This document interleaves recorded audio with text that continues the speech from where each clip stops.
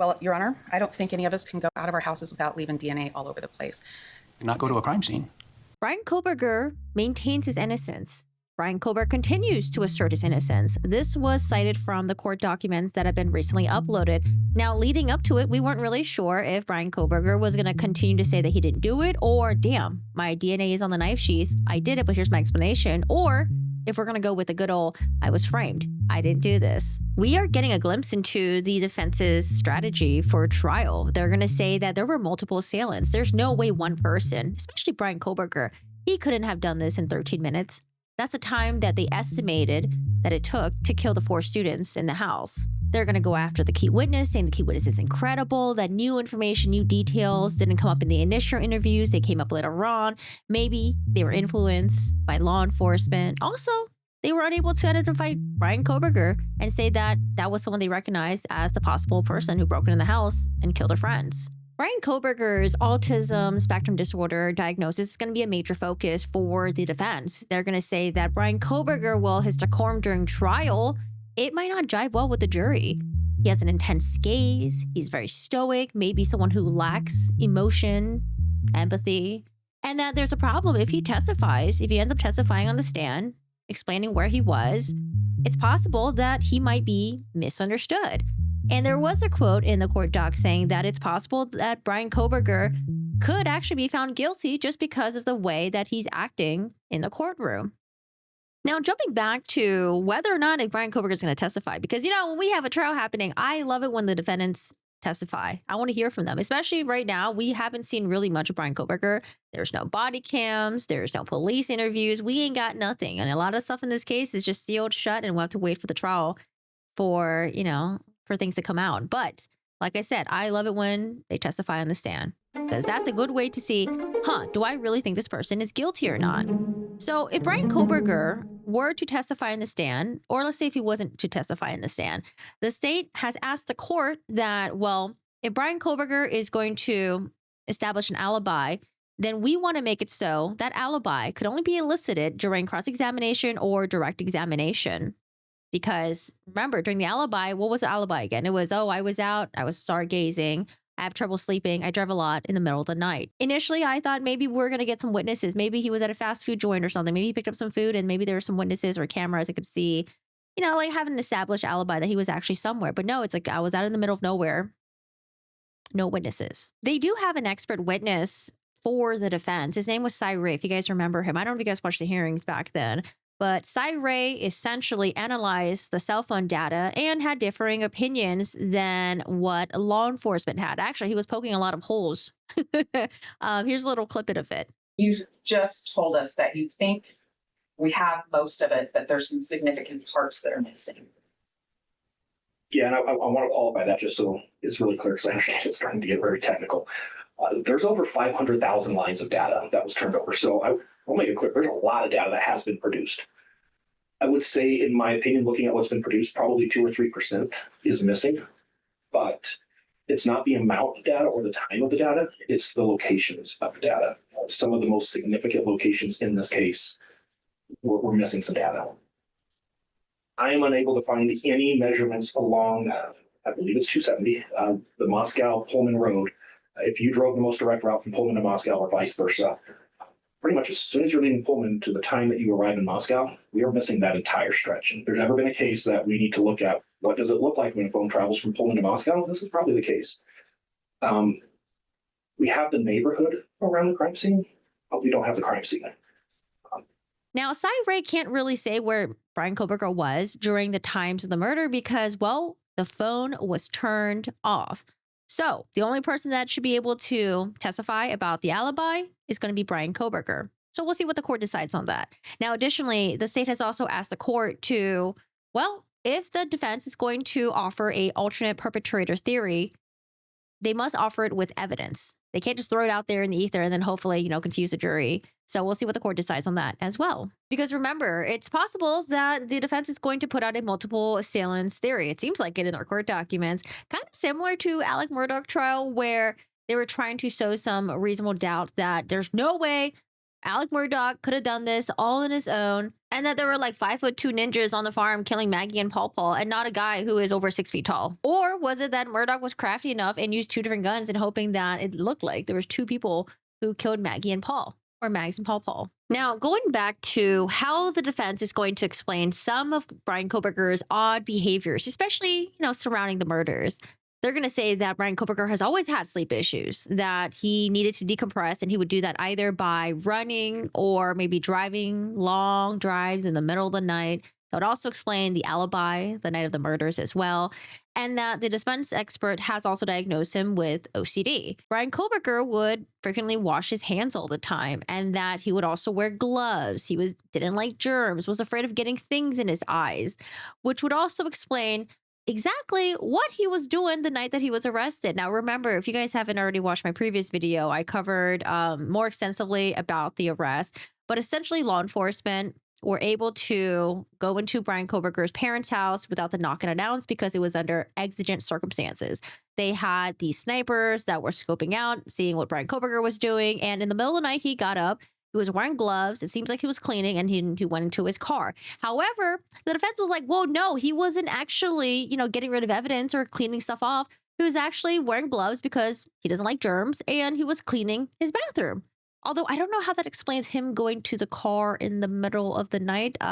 There were lights that went off in the garage, so they assumed that it was someone locking and unlocking the car. So maybe he had to get something. And then the shower curtain. They were very, very pointed in saying that Bryan Kohberger would habitually change shower curtains because he did not like mold accruing, which we'll get into the picture of the selfie. And you guys let me know, do you see a shower curtain or not? You know what, actually, let's look at the picture right now. So what do you guys think about this picture? People were saying that Bryan Kohberger looks strangely proud. There's a thumbs up, like, oh my God, I just killed 4 people and I got away with it. F you type of attitude. And people were saying that, like, look, there's no shower curtain. The shower curtain is missing. I can't really tell if there's a shower curtain or not, but it could look like there is a tiny bit of sliver where the shower curtain would be. There's a gap at the top because, maybe that's where the hooks are and it's like shoved all the way to the side. I mean, is that really important? I think people were saying that, well, it's possible Bryan Kohberger wanted to clean everything up, and if there was any blood or DNA left on there, wanted to get rid of the shower curtain as well. Again, the defense did say that Bryan Kohberger was habitual in changing his shower curtains because he doesn't like the mold growing on there. But there's usually fixes and solutions for that. After you take a shower, you leave the shower curtain completely spread out. That way it could air dry. You leave the fan on if you have one. And then additionally, you can make the extra step and just leave the bathroom door open. That way you can get some good ventilation. But maybe his bathroom that he was staying at, maybe it wasn't good ventilation. Or, I do know that some people with really bad OCD, doing all that still won't alleviate their thought process that, no, there might be mold growing on there.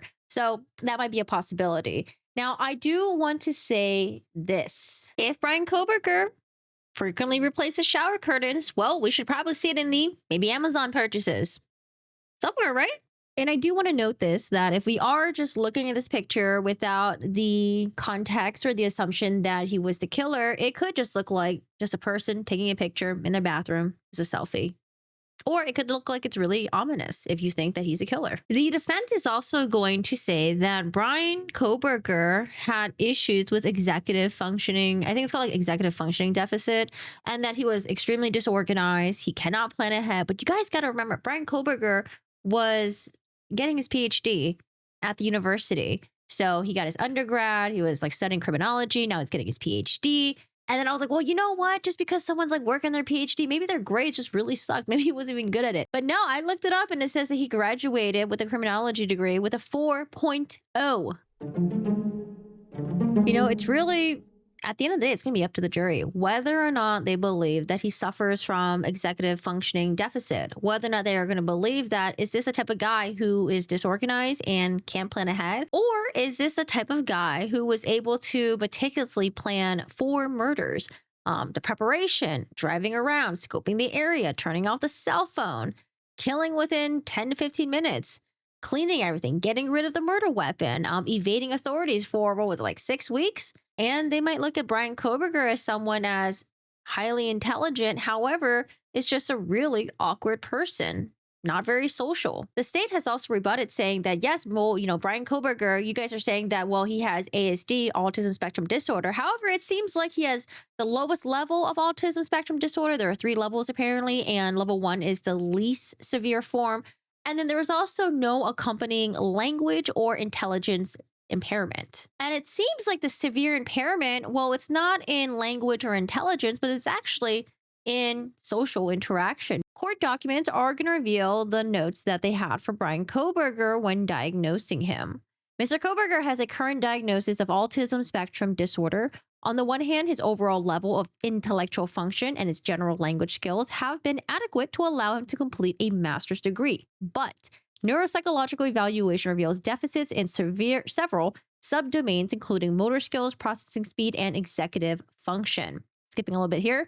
Whereas most patients with autism spectrum disorder demonstrate intellectual and language impairments, it is well established that there is a significant minority of patients, like Bryan, where the dominant function is selectively seen with respect to social cognition. I did find it interesting that the defense did reply saying that, well, Bryan Kohberger doesn't really understand the severity of his situation when he was arrested. For example, apparently after he was arrested and he was in the back of the police car, he was making small talk with the law enforcement, which we already knew about, but I didn't know there was actually more small talk that happened. Apparently, he talked about his school, and then he talked about possibly getting coffee with the law enforcement after all this was over. So I don't know if this goes back to, remember the fascination that maybe Bryan Kohberger has with law enforcement. There was that rumor, which I don't know it ended up being true or not, about how he tried to apply to work in law enforcement and he didn't get the job. Now, apparently, Bryan Kohberger was fired from his job, which could go into maybe the impairment and the social interaction, because you're teaching, you're dealing with students. It's not just like a one way where you're just lecturing at them. You have to actually teach them, and then you actually have to talk to them. It's like a two-way system, right? I remember hearing about how apparently he made his students, like the female students, uncomfortable, and then maybe even was like coworkers or someone that he ran into at the restaurant. I don't know, but that could really go to, yeah, this guy is giving me the creep vibes and that he's really awkward. You know, he might be the type of person that sees small little niceties as something as like, oh, maybe she's into me, maybe she's flirting with me and stuff like that. So from these court documents, I mean, we're learning more and more about who Bryan Kohberger is. We're learning that Bryan Kohberger was considered, or he was in special education as a child. And the defense has asserted that he has, adaptive functioning impaired. He lacks the skills to function in the real world, of daily living and self-care, socialization, communication. However, when the jury looks at Bryan Kohberger, they're going to see him as someone who got his undergrad degree, graduated with a 4.0, was working on getting his PhD. And that not only was he living in Washington on his own, his family was like halfway across the country, all the way in Pennsylvania. It's not like he needed his mom, sister, dad to help him living his day-to-day stuff, it seems. And they're really going to take a look at that and maybe discredit what the defense experts are saying. And, in regards to self-care, we have a picture of him that he seems to know how to take a shower. He seems to know how to take care of his, his hair, maybe like trim his eyebrows a little bit. He's got OCD about his cleanliness. Now, when it comes to socialization and communications, it seems like, maybe they'll agree that he severely lacks in those, especially since, like when someone is testifying in the stand, you can get a really good feel of them, or even observing them from the courtroom. The jury is definitely going to be taking notes on all of that. Bryan Kohberger was diagnosed with autism spectrum disorder. The second one was OCD. And then lastly, a developmental coordination disorder, which is going to segue into our next topic about multiple assailants. The murders were presumed to happen under 13 minutes. I think that is the time frame that they looked at in the surveillance of the vehicle arriving and the vehicle leaving in the area. That's 4 victims in 13 minutes. And 2 of the victims weren't even on the same floor. Madison Mogan and Kaylee Gonzalez were on the upper floor, while Ethan Chapin and Xana Kernoodle were on the ground floor. Kohberger's team has asserted that Bryan Kohberger has no coordination or no speed to kill 4 people due to the developmental coordination disorder. However, we learn more details from an expert named Dr. Gary Dawson, or maybe is it Gary Dawson? Sorry if it's a doctor, I'm not very sure. Or maybe it's just Gary Dawson. I think it's just Gary Dawson. Gary Dawson says that the victims' intoxication level impaired their ability to resist, and certain victims wouldn't have been able to put up any resistance at all. That signals to me that some of the victims were completely intoxicated to the point where they lacked the wherewithal to even know and understand what was going on around them. That would explain why possibly the roommates didn't hear any screaming, yells, or calls for help or anything like that, because some of them were probably so intoxicated that they were stabbed in their sleep. The defense has hinted that they do have their own forensic pathologist that's going to offer a different opinion, probably to the state of the 4 student victims.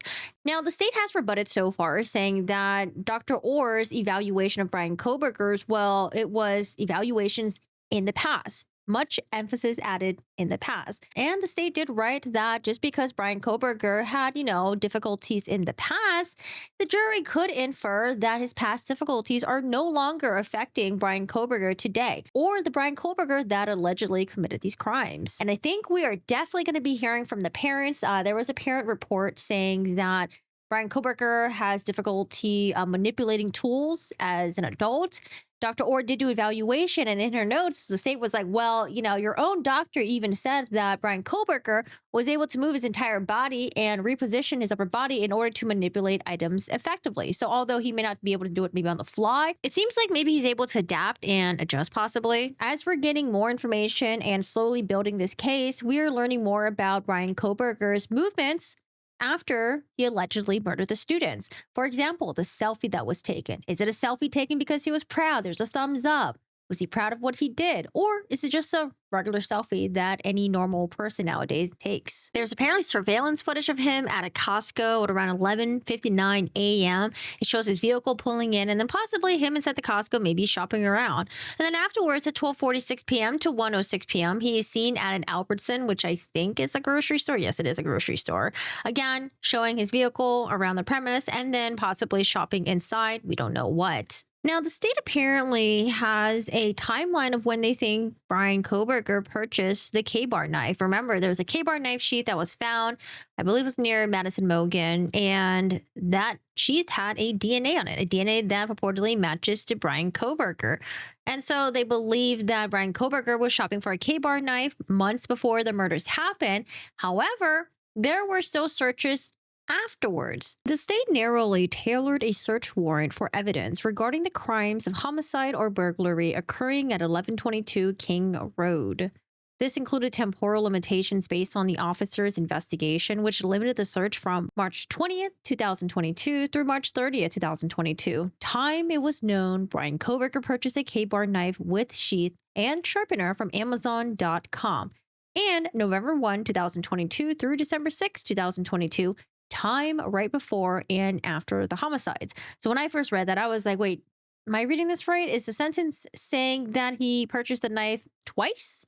Back in March and again in November to December? But thank God there is clarifications when you continue to read the document, i.e. purchase of a K-bar knife with the sheath before the murders and his click activity indicating a search for a knife with sheath after the murders. So again, his defense team, they wanted to have the Amazon click activity, the Amazon stuff, all excluded. I mean, they want a lot of stuff excluded, but specifically, this would be something that would be very damning for him when it is presented to the jury. Now, there is a debate happening on the internet right now whether or not there is a receipt for this K-bar knife sheath. From what I've seen so far, I don't think I've seen a receipt at this point. I know that they did have I think K-bar knife listed. Maybe there was like a SKU number of some sort. But for me, I don't think I've seen the receipt yet. But you guys let me know if I'm wrong because there's lots of pages and maybe it's buried somewhere. Now, regarding the click activity, this is what the state wants. 1, Kohberger customer click activity pertaining to knives and accessories. 2, payment used. That's going to be important. 3, details of items in cart. Added, deleted, removed, wish listed, shopping basket. 4, suggestions made to the account. 5, records, reviews by other Amazon users viewed by Kohberger. 6, advertising data. 7, devices used to connect to the account. 8, all accounts linked to the account. Now, here's what the defense says. The defense says, well, this is an Amazon account. It's used by a shared household. So I'm assuming Bryan Kohberger may have lived with his parents during this time, and that maybe there's a family computer. However, nowadays, a lot of us have phones. We have iPads. You don't need a computer to order things on Amazon. You could just do it on your devices, laptops even. I'm sure Bryan Kohberger probably had those. And, the defense rebuttal for this is that this is a shared family account. The family went on road tripping. They were doing hikes. So buying a knife, is it really strange? And it's going to be really hard to pinpoint who bought what items. However, You guys have Amazon out there. A lot of times when you're checking out, you choose your payment method, like who's paying for it, and then who it's going to be addressed to. So it's possible that Bryan Kohberger may have addressed it to Bryan Kohberger and then paid with a credit card under Bryan Kohberger. And then the state's argument against that could just be, well, it's possible that, he had access to the Amazon account and he could have just simply just ordered it under someone else. That's why having the family members testifying, it's going to be very important. Are the family members going to say, well, that's my K-bar knife. I was the one who ordered it. Or no, it wasn't mine. I didn't order it. And I saw Bryan Kohberger. He ordered it. He played around with it for a little bit. So we're going to have to wait to hear from the family members. And then a lot of us are wondering, where is the knife now? Is Bryan Kohberger going to say that he still has possession of the knife? It's just somewhere else. It's at the family member's house. Or is he going to say, well, I don't know what happened to it. It got lost. I don't know. So I think the production of this knife might be important, especially if it wasn't used to, commit a crime and then possibly thrown out somewhere over the river or something later on afterwards. Some other previous purchases include roadside repair kit, tire inflator, backpack, bear spray, I guess no other knives. And now we get into the black ski mask. Apparently, state says that Bryan Kohberger purchased a black balaclava. I thought it was called black ski mask. When I heard balaclava, I was saying like baklava. Okay, guys, I don't know. But apparently there is a receipt from Dick's Sporting Good, and that's going to look really bad for Bryan Kohberger. Now, getting back to the balaclava or the black ski mask, the main witness in this, which is DM, that's her initials, DM said that she saw a man about 6 feet tall in the house wearing pretty much all black, but she can see his eyes and then she remembered bushy eyebrows. However, I do want to get into the interviews because the defense, they are basically going to try to target her and say that she is a very inconsistent witness. Let's talk about DM's interviews. Interview number 1 was basically outside of the house at 12:09 p.m. DM says that it was a male, not insanely tall, all black, mask covering the forehead, mouth, kind of like a basketball player, skinny type of build. Interview number 2 at Moscow Police Department, 1:47 p.m.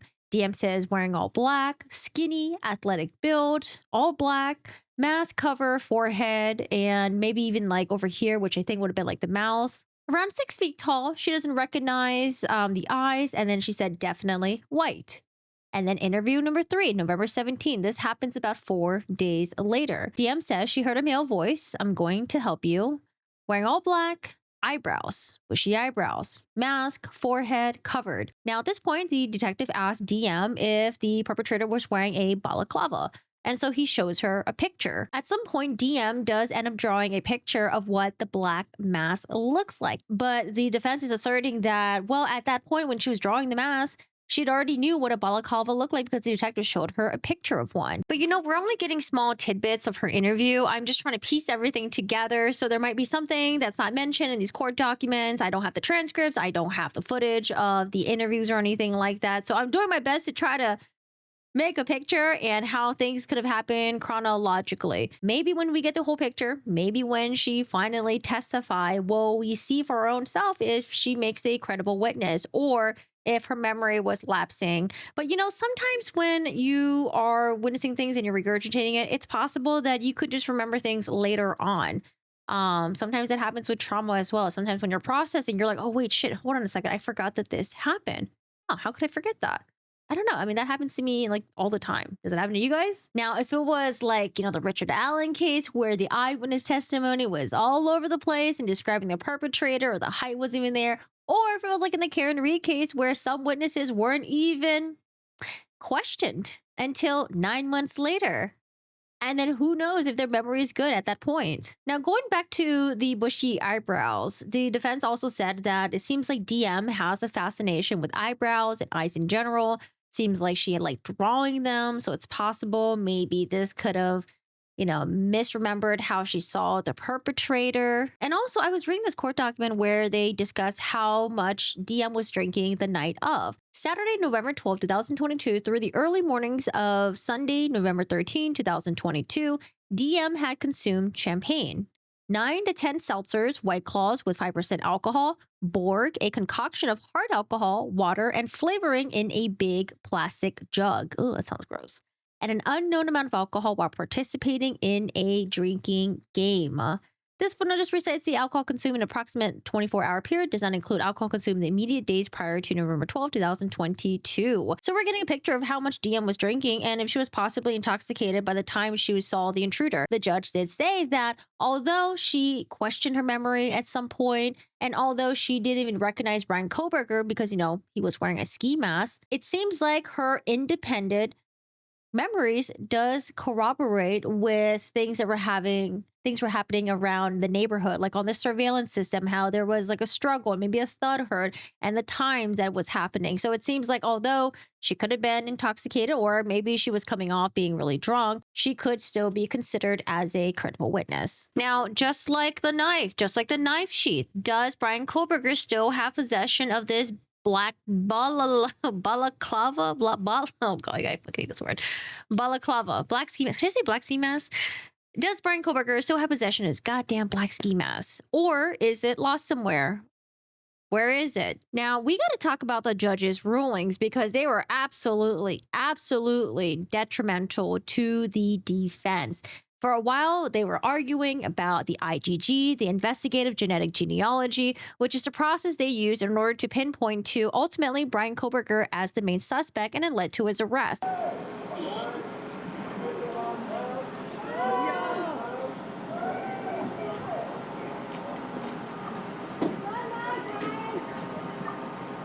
Now, let's hop on over to the forensic world. Yay, fun. When they're analyzing DNA, they are looking at STRs, which is short tandem repeats, or SNPs, single nucleotide polymorphism. Now, with STRs, they're able to identify whether or not the person is male or female.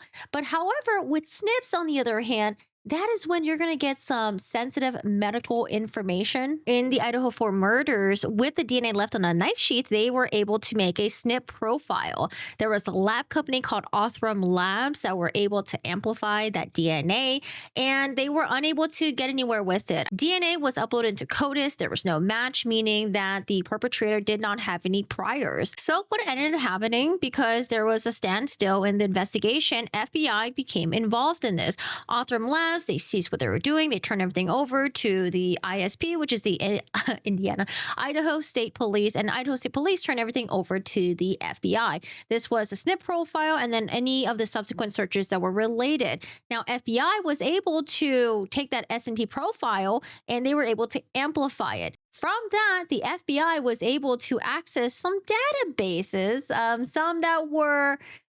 some that allowed law enforcement to look through it and some that didn't. They might have broken some company policy there. However, from there, they were able to find 4 brothers of interest. They reached out to these brothers, but the brothers declined to give a DNA sample. I mean, would you, because you never know, like, oh, law enforcement wants my DNA sample. Oof, I don't know if I want to be involved in this.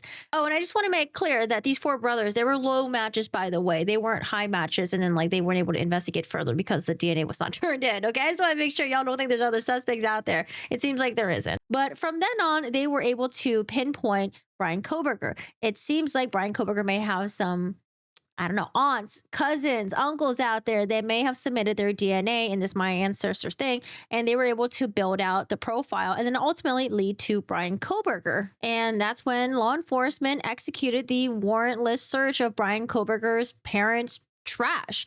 They were able to coordinate with the local trash collector, and from that trash, they were able to find some DNA.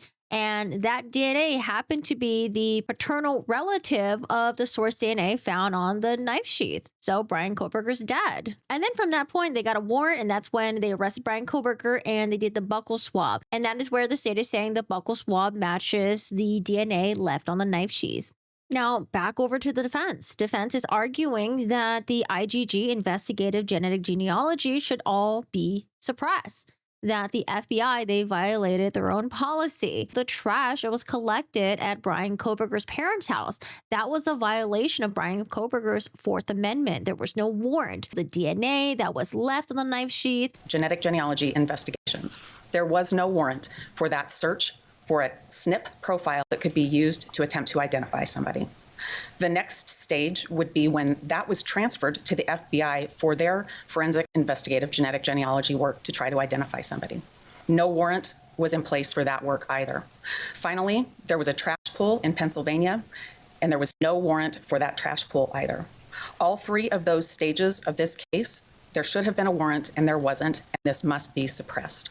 However, like I said, there was a huge major setback for the defense when the judge wrote his motions. And I'm going to do a lot of quoting from the court documents. So the court says that law enforcement lawfully possessed the knife sheath to begin with. This was an item that was obviously abandoned at a crime scene. They didn't know who possessed it. They didn't know who used it. But the defense is trying to assert that Kohberger has a privacy interest in the DNA left behind on the knife sheath as one of their many arguments, as I understand it. I'm talking about the Idaho State Police Forensics Lab taking a piece of evidence given to them by Moscow Police Department, collected at the scene, developing a STR profile, uploading it into CODIS, and I think that's the King case that says that's fine. I know Idaho has statutes on CODIS, uploading it there and producing nothing. There are no results there. I'm talking about the next set of moves that are super secret that happen when there's a portion of the DNA taken and it's searched by Othram to create a SNP. And then when that doesn't produce anything, the FBI says, okay, here we go. Let's search the SNP ourselves. That's what I'm talking about. So back to the judge. Now, as humans, we tend to shed our DNA into the environment, especially when I wash my hair and then there's like hair all over the shower and cloth.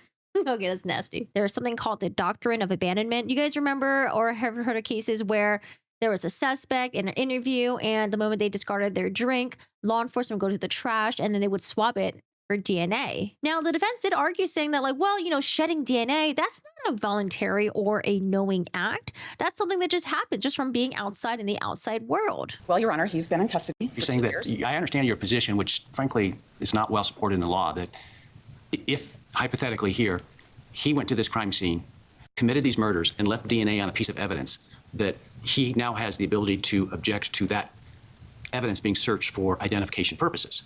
There's no case that suggests that concludes that. And it seems to me to be an extreme position to take in light of the case law, and I'm trying to understand how you get there.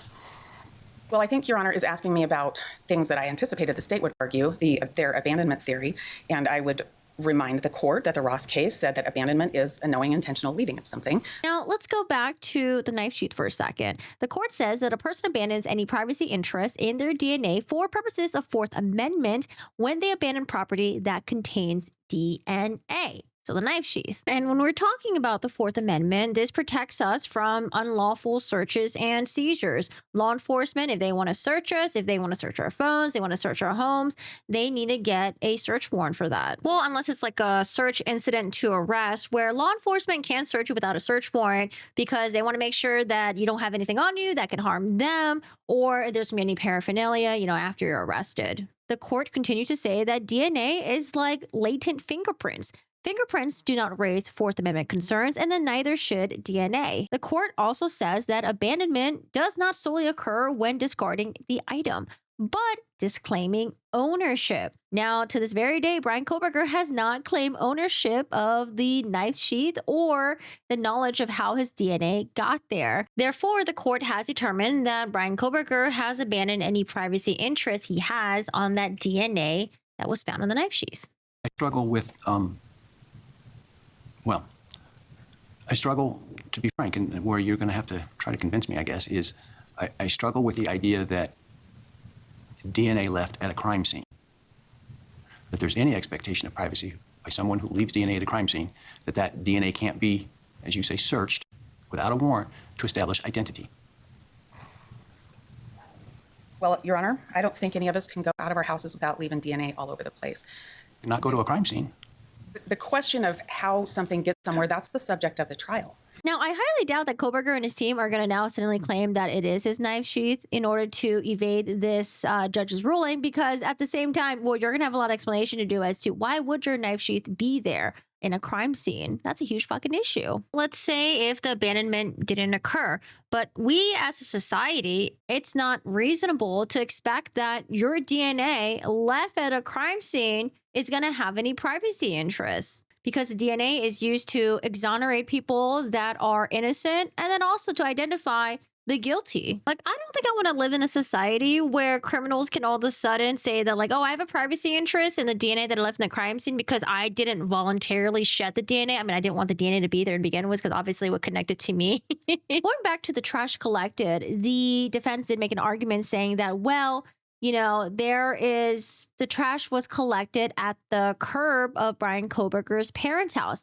You guys did a warrantless search. And then also, the parents, they had to follow the trash policies because that is the rule of the gated community. However, the court did say this: objective expectation of privacy is not created simply because ordinance is aimed at maintaining society's interest in sanitation dictates how trash is to be collected. Garbage is to be collected by another. Therefore, it kind of goes back to the abandonment doctrine that, like, this is trash left out, and technically, you know, it is supposed to be collected by someone else. So in this case, there is no need for a warrant. Now, hopping back to IGG, the investigative genetic genealogy, where they were able to use these like ancestor databases in order to find Bryan Kohberger. Now, again, it wasn't Bryan Kohberger, it seems, that uploaded his DNA into these databases. It was his relatives. There was also this last assertion that I remember in the hearing where Bryan Kohberger's attorney was asserting that, well, maybe Bryan Kohberger has a privacy interest in the relative's DNA. The court, however, is going to disagree with this. The court is going to say that, like, he does not have a privacy interest in his relative's DNA. The relatives, they participated in uploading their DNA into this public database with thousands of other people. The way that those databases work is looking for shared DNA. Those databases don't turn out a name and say this is I have a suspect. privacy interest against any of my relatives that might want to upload their DNA to one of those systems. I should be able to stop them from doing that because I share some DNA with them. That is certainly not what I'm saying. What I am saying, Your Honor, is if somebody takes your DNA and uploads it, I think you have a privacy interest in your own DNA. But not necessarily in, let's say my DNA is taken lawfully. What privacy interest do I have in the search of the DNA of others? That's a loaded question. Why is it a loaded question? Isn't it a factual question? Well, it is, Judge, but you're assuming that the DNA was taken lawfully. In our position, I agree. That part is an assumption. In my hypothetical, I said my DNA that's taken lawfully. Why would I have standing to object to the search of other people's DNA? The relatives did not reveal their DNA simply just by participating in society, but they chose to upload it and share it with the public. And then the court did say that, you know, maybe there could be some civil action lawsuit between the FBI and the database because the FBI may have, you know, violated the database's policy. But none of that concerns Kohberger and his Fourth Amendment rights at this point. So that is it for today's video. There was a lot of updates, a lot of things that are happening. We're starting to get more information about this case. And as we are getting more court documents, as we get more court documents, I will continue covering this case because it is truly very fascinating. You just learn so much from reading court documents and even seeing the trial and having the experts testify, which is why I really enjoy watching these trials. So I hope you guys have a good one. If you guys haven't already, feel free to subscribe. Have your notifications on, okay? Have your notifications on. Join the Discord so you can have double notifications. That way you guys know when I go live, when we cover these cases, or when these videos pop up. And let me know what you guys thought about this video. Let me know how you thought about the editing. I added stuff into it, you know, to make it more, because I feel like sometimes when you're just covering lots of information, it's nice to have visuals to accompany it. Takes more time, you know, when you're editing. But other than that, guys, have a good one. Take care. My neighbor's dog is barking, so it's my time to end. See you guys. Bye.